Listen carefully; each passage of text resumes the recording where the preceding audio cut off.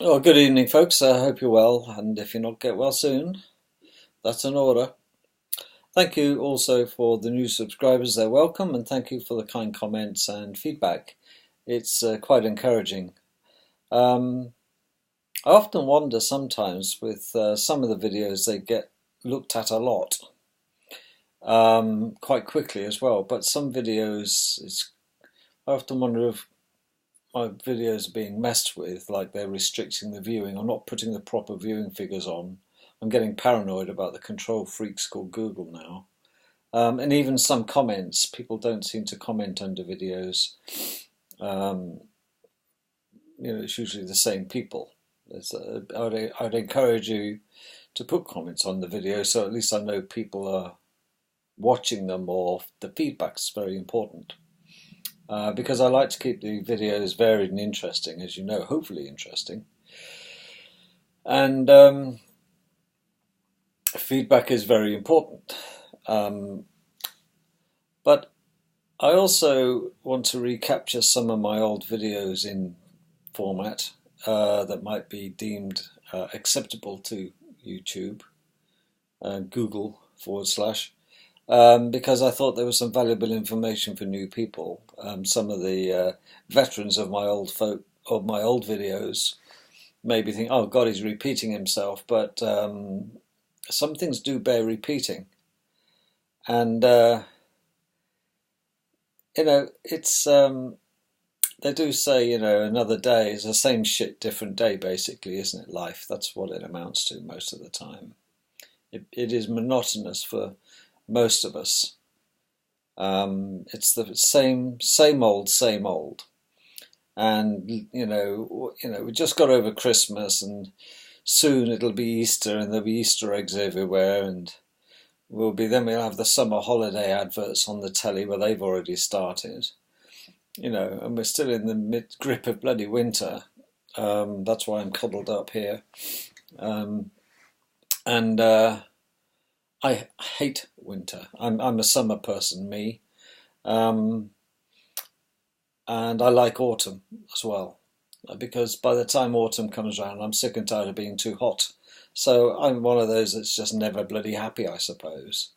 But I've been through 57 years of it, and I think, well, okay, another year, it's not going to make a lot of difference, except the gas bill and the electric bill keep going up and up and up.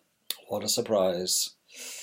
Well, as you become older, you get colder more quickly. That's my justification, and I'm such a wimp. I cannot stand being in the cold. I couldn't live in a cold country, folks. I certainly couldn't.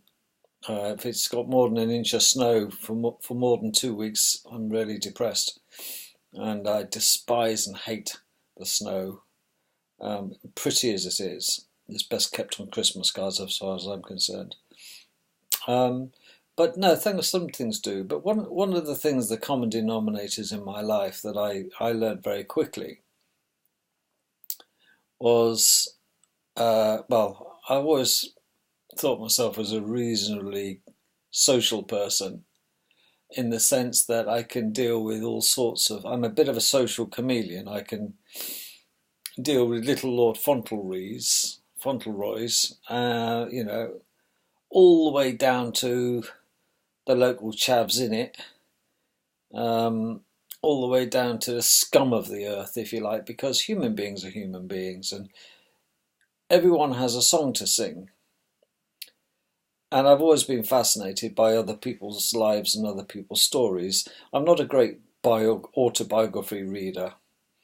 Very few autobiographies I've read. I think I've read 3 in my life. And they have been interesting. But very often I find the habits of those people whose autobiography I've read already adopt, and I've already been an early adopter of their modus operandi in their lives. I do a lot of what they seem to do. So I'm on the right track, I think.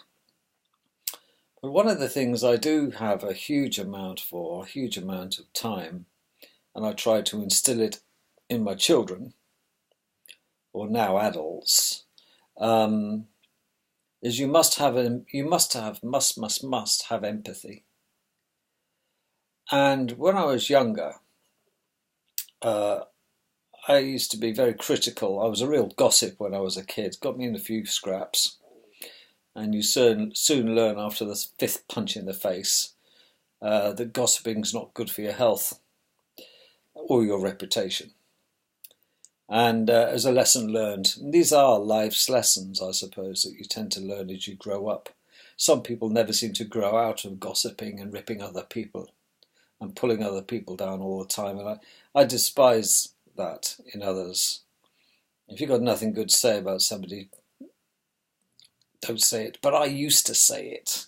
It was great because it made me interesting because I had some gossip, because I had such a low self-esteem as a child, because I was the youngest of 5 kids, 5 boys, and I was always last to be asked, and I was always last in the pecking order. Such is life. But the way I look at it is that my mother saved the best till last, and that's yours truly. And my brothers would laugh and giggle about that whenever my dad said it. My hero. And anyway, so I want to talk in this video about certain nuggets, gold nuggets that have served me well without lecturing you, and just to give you a few examples of how they've helped me out. As I said, I used to be a bit of a gossip, which I don't do anymore. But even throughout my schooling and my work life, on many occasions, I would drift from day to day, week to week, month to month, year to year, with no particular direction. I was just grateful I had a job, and looking at what other people had, I had it good most of the time. And I never really stopped to thank my lucky stars. It was all taken for granted, and you soon grow out of taking things for granted when you're faced with bad luck or you lose what you value. And in my life, as you know, I've practically lost everything and had to start again. So I now value everything that I value. But my most valuable asset is my health, which I abused. And my other most valuable asset, of course, is my family. The job can go to hell, the 9 till 5. And I'm not really that interested in houses or possessions, quite frankly. I've got over it. It was an illness, the acquisition illness. I've got to have it. I've got to have one. I want one. I want. This consumerism part of my character I seem to have grown out of. And I see that now reflected in the home that I live in, because I can cast my mind back for 30 odd years of marriage, I suppose. And I try to remember, well, the reason I'm thinking like this, I will backtrack. I looked into my garage. I have a double garage. I keep my car outside because I like the freedom of having a little workshop, and I don't do any workshop on engines or anything. I just like having, it's my den, that's all. And you go in, there's a couple of bikes that the kids, or my adult children's bikes, are still there, yet to be collected. And they use them when they come home on home visits, I suppose, but they're not in the way. But I look around, and it's a relatively sparse garage, and it echoes. And I think really, when I look at it, at my age, most men my age, if you look in their garages, you can't move for the tools. For all over the world, they've got it to perfection. It's their hobby room, and they've got the tools with these day glow silhouettes. So in case there's a tool missing, they can spot what tool's missing. And I've never been that fussy, quite frankly.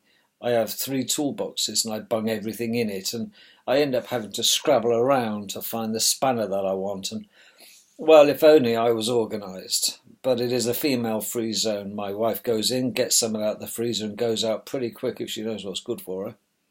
I'll have a cleaning up. But generally speaking, it's my man cave, and I have a little place, my retreat, but not so much in the winter. It's a bit cold. And so, yeah, I have my little man cave, but I look around and I look at other people's, other men's mates, if you like, mates, acquaintances of such people as my age and similar life. And they've got masses and masses of stuff in their garage. All the boys' toys, all the gadgets, the power tools coming out the yin yang, and things that are dating back to the 70s and 80s and 90s. And I haven't, because I don't keep things. I get them, use them, get bored with them, end up having to go and get another one because I've lost it or I've lent it to somebody, and I can't recall the amount of stuff that I've lost because I've lent it and I can't remember who I lent it to, and they haven't had the decency to return it. Such a generous soul. Hundreds of pounds of equipment that I've lent out and not had back because fundamentally people are dishonest. The ones I dealt with anyway in my past. So, this is what you're up against. And I am not a great accumulator. I go down, I give things away. I'm not really interested in selling them secondhand. If somebody has a need for it and I've got my use out of it, I'll give it away. But there was a few times back, maybe a few years back, I needed a drill. This is one of life's little examples. And I just wanted a drill. I needed to put a shelf up in the house. And so I thought, great, I'll... Now, bearing in mind at some stage in my life, I was a technical salesperson. Yes, a salesman. As you know from my biography video, if you like. And I did the Dale Carnegie courses about public speaking. I quite like that, and helped me in my writing and presentation skills, etc. So it's a very handy course, Dale Carnegie public speaking course.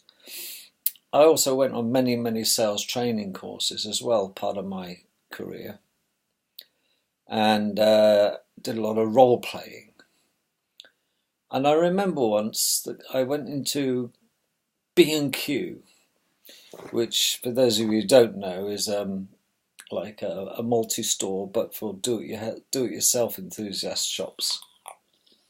A big warehouse full of toys for boys. And all I wanted to buy was a drill. A straightforward Black & Decker drill. I've got all the drill bits, I've got them all at home, I just needed the drill. So, thought nothing of it, went into the shop and thought, right, where are the drills? Scouting around, and you see guys walking around with these little capes on that has their name in case they forget. Dave or Bob or Jimmy or, Jenny, because there's girls there now doing it. And I always felt uncomfortable trying to focus on their tit because that's where they used to put their name, and they obviously thought I was a dirty old man or something, but I got a few slaps for that. But no, I thought, I don't need any help. I know what I want. And I went along and I was looking at a plethora, spoiled for choice, of every conceivable bloody drill, attachments and this and power this and, heavy duty ones or basic ones. I just wanted to drill 4 bloody holes, quite frankly. And Superman came, super salesman arrived, right up my job. Can I help you? I said, you can. I said, I'm in the market for a drill. Ah, that was it. It was like pressing the on button on him. He started, and I thought, oh, here we go. And he was rattling on, mains or power? I said, I'm easy, I'm open to persuasion. Mains or power, I mean mains or battery powered. Anyway, I said, show me what you got. And he went through everything about these drills, that make a drill, you know, it's got all sorts of stuff. You know, it's going on and on and on. And not once did he ask me, not once, why I wanted a drill. Not once. Now you would think, I hope, that it's an obvious thing. I want a drill. That's all. And there was no questions forthcoming. He dove straight in and spends 10 minutes of my valuable time, and his, talking about all sorts of drills from £25 all the way up to the super dupers commercial drills, heavy duty drills. And he didn't ask me what I was going to drill. Not once. But, you know, he didn't ask me if I wanted to drill through walls or concrete or wood, or, you know, he just barged in, showing me. I mean, I could have done that myself. I could have stayed there without being disturbed quite happily and looked around. But, well, the sad thing is that nobody taught that young man, and it's not a criticism, it's a criticism of B&Q. Because the first question you say and ask, of course, you have to ask. There are 5 principles in any sale or conversation or investigative work. Police know this as well. You know, there are 5 friends you have on your hand: who, what, where, why, and how. There we are. Who, what, where, why, how. You're never stuck for a conversation, are you? Who, what, where, why, how. Ask questions. Well, the sad thing is, this young man, you know, I let him go on, and I was learning from him a lot. But a lot of stuff I already knew, quite frankly. He was parroting. Nothing original there. But what is the reason people want to drill? That's the question. Well, most people want to drill, don't want to drill. I didn't go into B&Q because I wanted a drill. I have to put your listening ears on. I didn't want a drill. I needed a drill, but I didn't want one. Not something I wake up in the middle of the night and fret about getting in. I can't wait. I needed one. But need is a really strange word. You can live without it. You can get a bradawl and poke a nail in a hole and wiggle it around. I needed a drill. Why did I need a drill? That's all he had to ask. That's all. One of who, what, where, why, and whens. Yeah. Why? Why do you want to drill? And it sounds a ridiculous question. Well, to be honest, David, I don't want a drill. I need a drill, but I don't want one. There's a subtle difference. But I'll get to the point, and the point is this. People don't buy drills because they want to drill. People buy drills because they want a hole. That's it. End of debate. Why would I want anything else out of a drill? Yes, I know now you can put attachments on, but I'm talking about a drill. And all I wanted was something that's going to give me the hole I desired. And in order to get the hole, I needed a drill. So this is the importance of listening. And we're all too busy, aren't we, trying to speak and say and talk. You know, I had a huge problem with this when I was younger. I was that trying to construct the sentence of what I'm going to say. I failed to listen to what was being said. And my dad used to catch me out all the time. He used to say, when he was talking, and eventually stop, and I would have this look on my face, he said, hang on, before you reply, what have I just said in the last minute? And to be honest with you, I was embarrassed because I wasn't really listening to the last 10, 15, 20 seconds. I was trying to formulate in my mind how I was going to dive in without listening and giving him a chance to finish. And so many people are like this. Yeah, I'll just stop you there. I know what you're going to say. No, you don't. No, you don't. And it was the same with the big guy in B&Q. Yeah, I was just looking at the drills and, oh, right, yeah, I'll show you. And he was off. But he didn't ask me why I wanted a drill. And if he'd asked me, I'd have said, I just want a drill to make a hole. Well, in that case, I would have said, if I were him, you don't need to spend a fortune. Let's look at this. What are you actually drilling into? Concrete. Or brick. Okay. Because he could have sold me a drill, which he did anyway. But then he could have said, well, since you're going into brickwork, you're going to need the raw plugs. He could have done an upsell. But he didn't listen, did he? He didn't take that opportunity. So that's one example of the importance of active listening.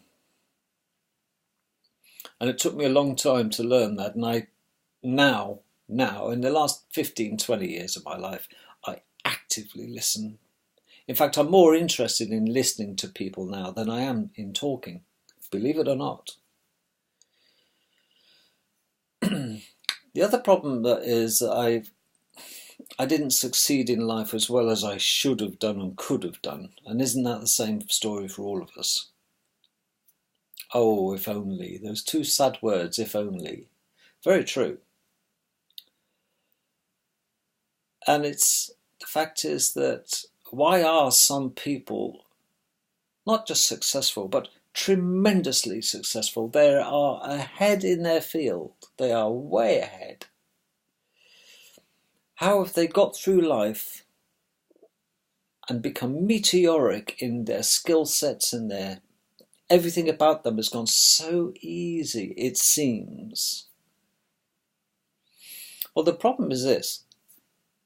Most people are wandering generalities. We wander through our lives, la-di-ya-di-ya, like a rudderless ship on the ocean being pushed around, and sooner or later we hit the rocks several times in our lives, don't we? What we need is a rudder. But what you first need, of course, is where you're going to go. And this is exemplified in a little story I'll tell you. There's a guy who goes into travel agents. And there's nobody in there apart from a couple of girls and lads behind the old desks. Hello, can I help you? I'm not sure. Okay, well, take a seat, as you do, as you've been looking through the brochures, you know. Yeah, can I help you? What do you want? I want to go on holiday. Well, that's a start. Okay. What's the first question? What is the first question she's going to ask? Where do you want to go? Not really sure. Okay. So while you're deciding that, when do you want to go? Haven't really finalised a date, to be honest. Okay. Oh, okay, that's fair enough then. What do you want to do? It's going to be abroad? You're going to fly, drive, get a boat? How are you going to get there? I'm not really sure, to be honest. I haven't given it much thought. Ah. Have you been saving towards your holiday, or is this do you want to pay on tick or do you want to pay cash? Not really sure. And you know, don't you? If I was saying this to you, you'd be phoning up the ambulance for the men in the white coats to come and get me. Because you think this guy's lost the plot, he's taken the piss. I want him out the shop, he's an embarrassment. Because he's wasting my time. And you'll get the men in the white coats to come and get him quick. Well, before you laugh too much, folks, this is how most people, me included, run our lives. And we wonder why we end up being 65 bored and broke. Because we are like that rudderless ship. We have no goal. The potential tourist had no idea. He had no goal when he wanted to go. He had no goal how he was going to pay.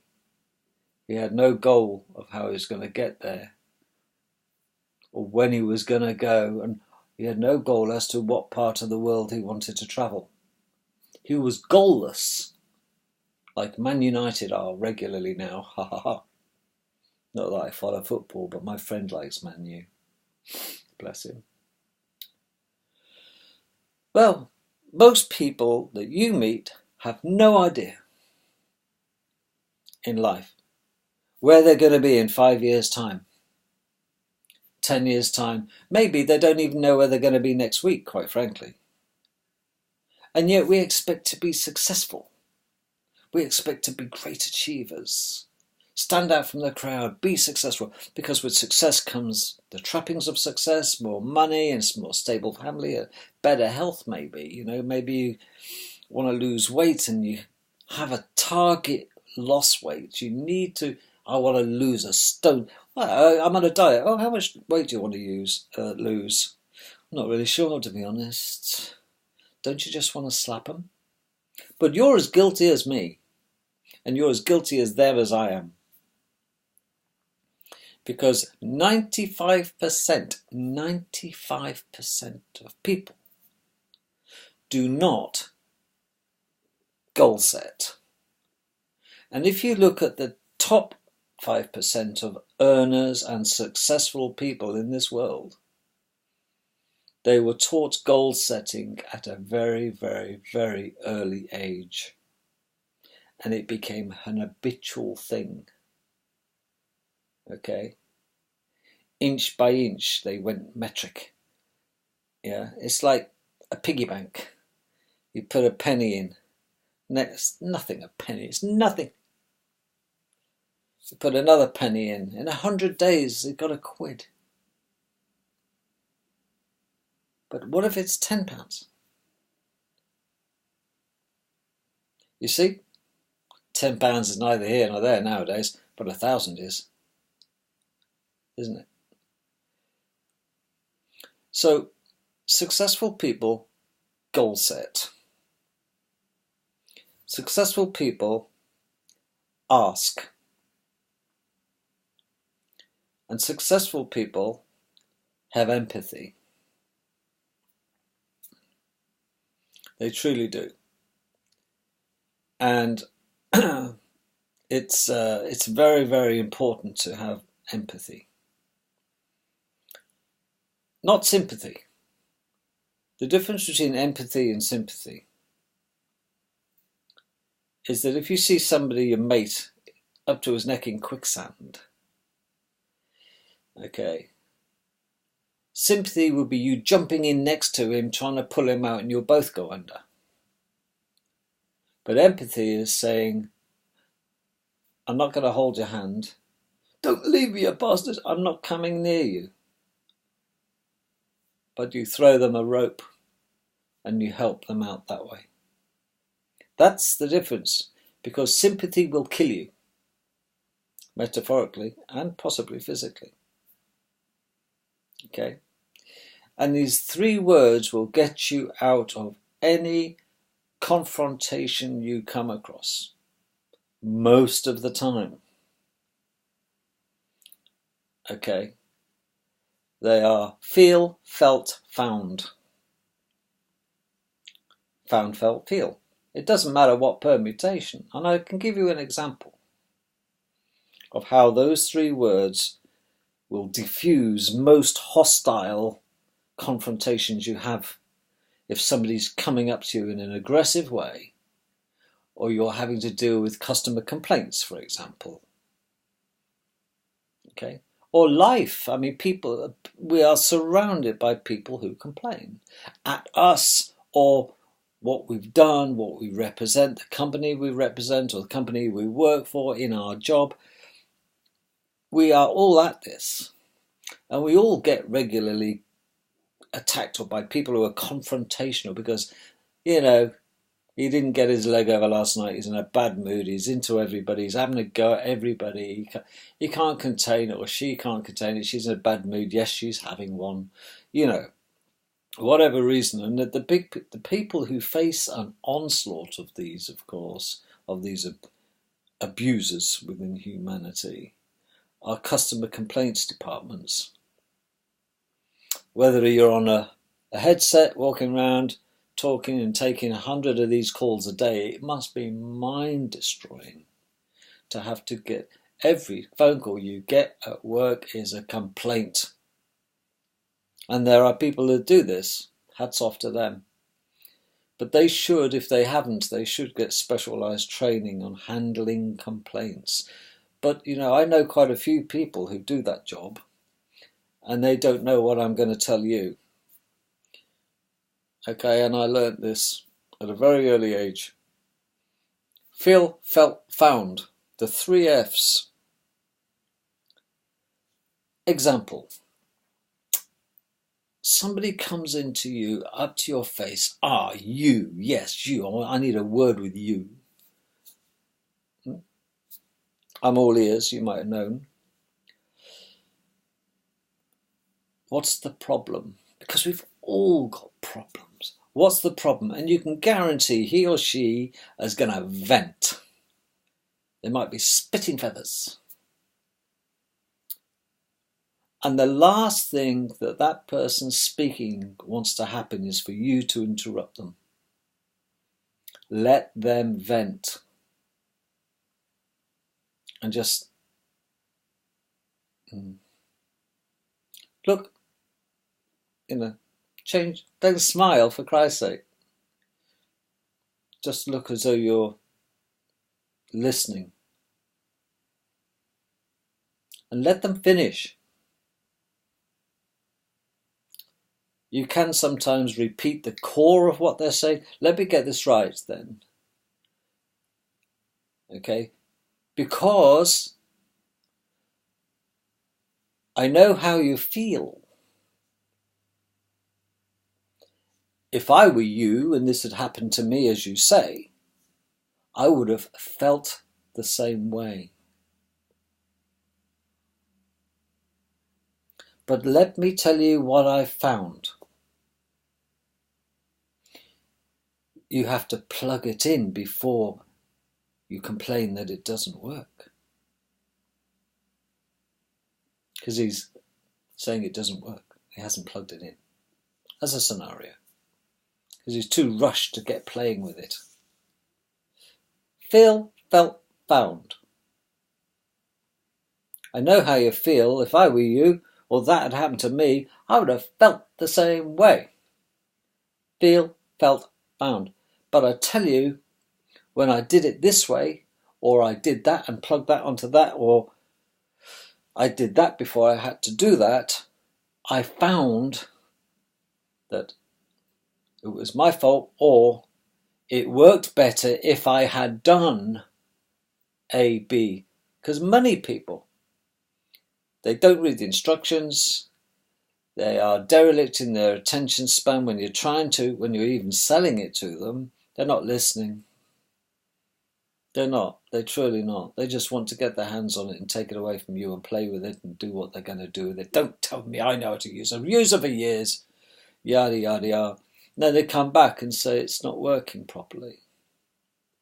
And you know precisely. Now, if it is genuinely broken and is a defective goods, you see, you can use feel, felt, found in any order. I found out that if you plug it in, it works better. But I know how you feel, such a dickhead for not knowing that. I would have felt the same. But don't say that. Okay. Feel, felt, found. It's great. It'll get you out of all sorts of trouble. It's like the get out of jail card in Monopoly. I used to hide that up my sleeve because that was really handy. And I was often the money dealer. Nothing changes, corrupt bankers. Yes. I was always the Scotty dog for some reason. But do remember, folks, you must goal set. Goal set doesn't have to be a major event. It can be, say, right, okay, in 5 minutes, I'm going to switch this off, I'm going to go and clean my teeth. That's a goal. The goal is, in 5 minutes, I'm lying in bed and I really don't want to get up, it's cold outside. I've really got to motivate myself to get my ass out of bed and go to work and de-ice the car. Do you know what I do? I start setting myself reason to get up. Apart from Captain Obvious having to go to work. And I start to sell in my own mind the nectar of the first cup of tea.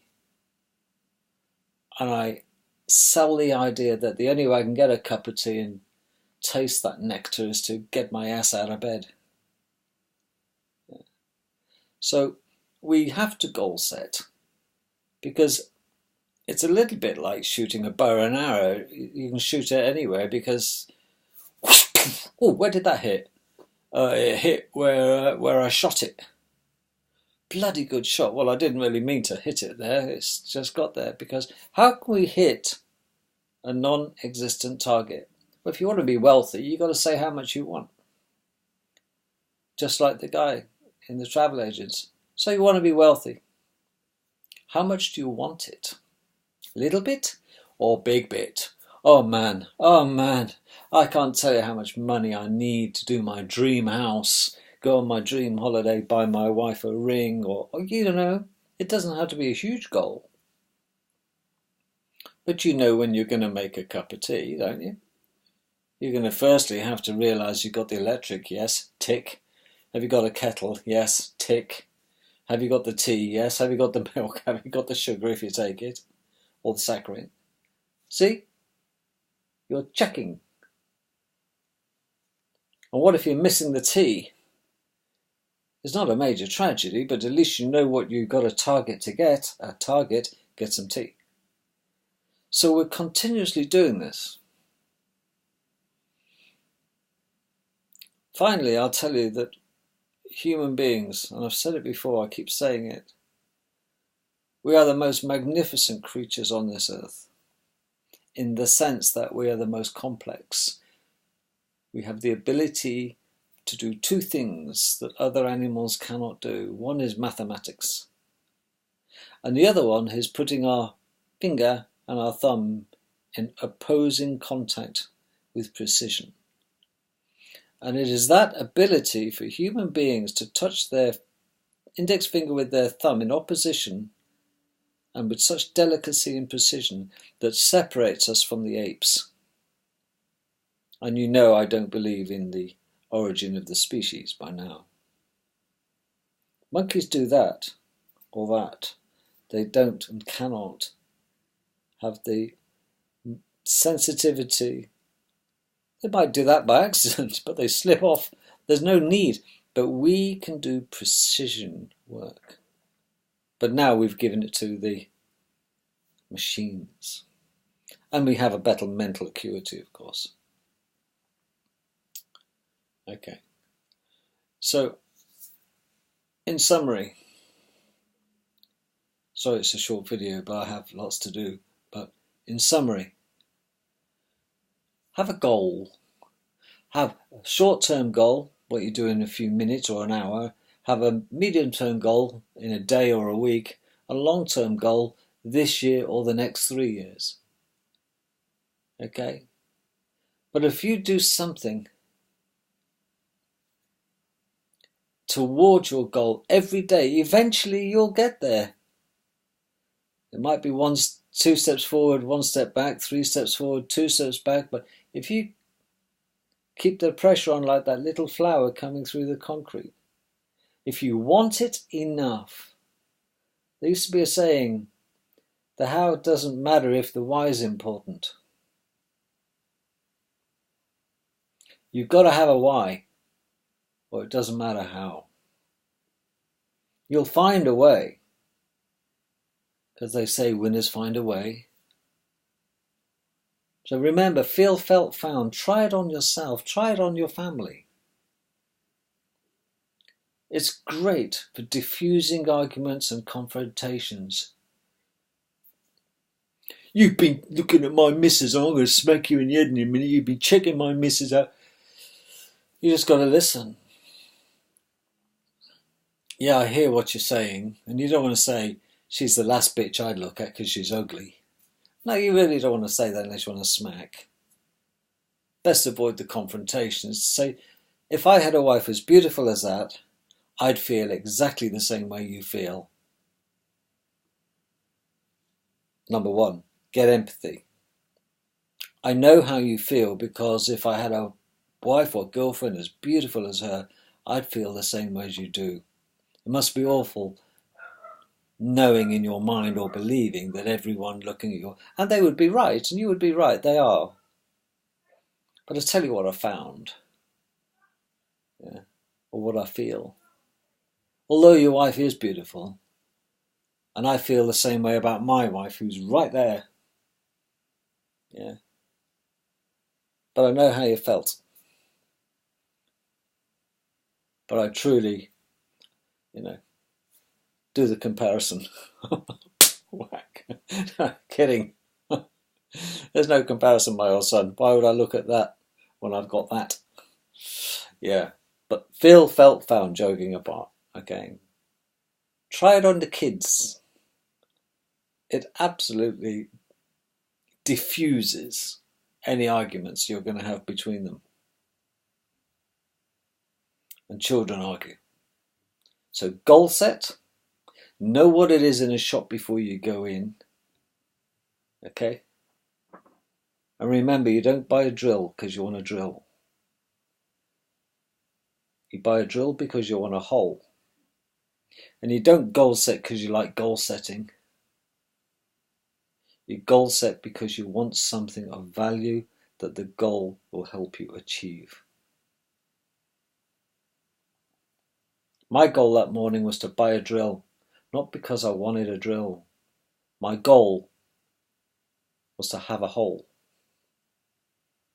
Pretty much the story of my life. Catch you tomorrow, folks. Dib dib, thanks for watching, and please comment. Let me know some of your experiences. I know how you feel. I felt the same way, but I'll tell you what I found. I've got to go out in the cold.